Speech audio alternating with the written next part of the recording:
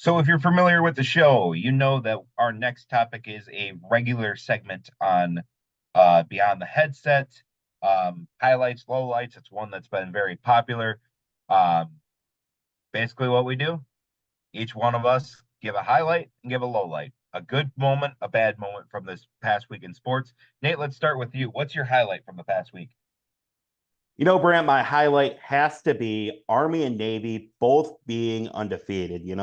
It's so freaking good to see the two service academies that train the men and women who defend this country. It's so good to see them successful in the hard-hitting game of football.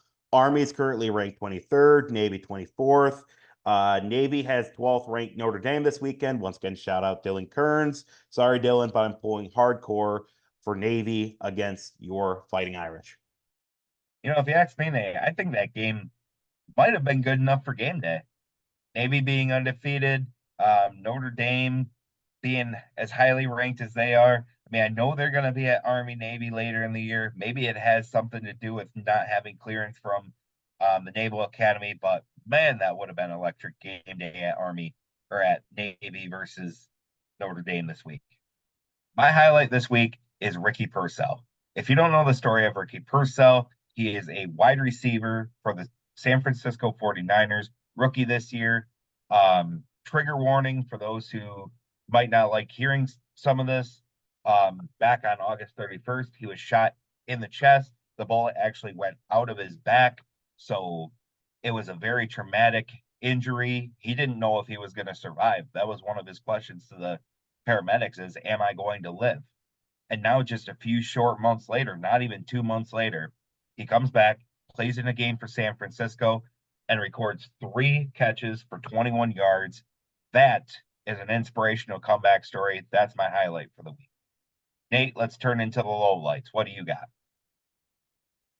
Well, Brant, my low light for the week comes out of the Central Florida and Iowa State game. It was UCF defensive back Braden Marshall who picked off Iowa State early in the fourth quarter, taking it 71 yards to the house for what he thought was a pick six. The only problem was he only made it 70 and a half yards before dropping the ball. Iowa State jumped on it and the pick six was overturned. UCF lost by 3, and this is just a huge pet peeve of mine. Are you serious? Why is this even a thing? It's been a thing in the previous years. It's been a thing where guys drop at the goal line. Oregon had a close call with it earlier this year. Hold on to the freaking ball and hold off on your celebration until you are 3 or 4 steps in the end zone. You don't look cool if you flip the ball at the goal line compared to if you flip the ball, 3 or 4 yards into the end zone. I just don't understand why in the world would you go through all the work, you have this big play, and then decide, you're right there at the goal line. As soon, the second I get into the end zone, I'm going to flip the ball. Hold on to the ball. I agree, Nate.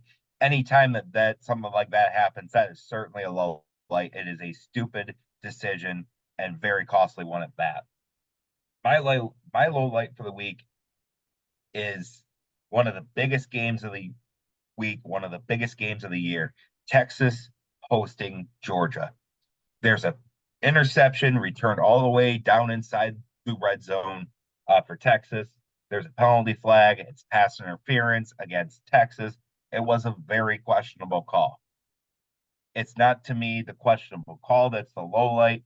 It's the fact that Texas fans, Texas students then started to throw water bottles and trash onto the field at the Georgia bench. That is just not a good look.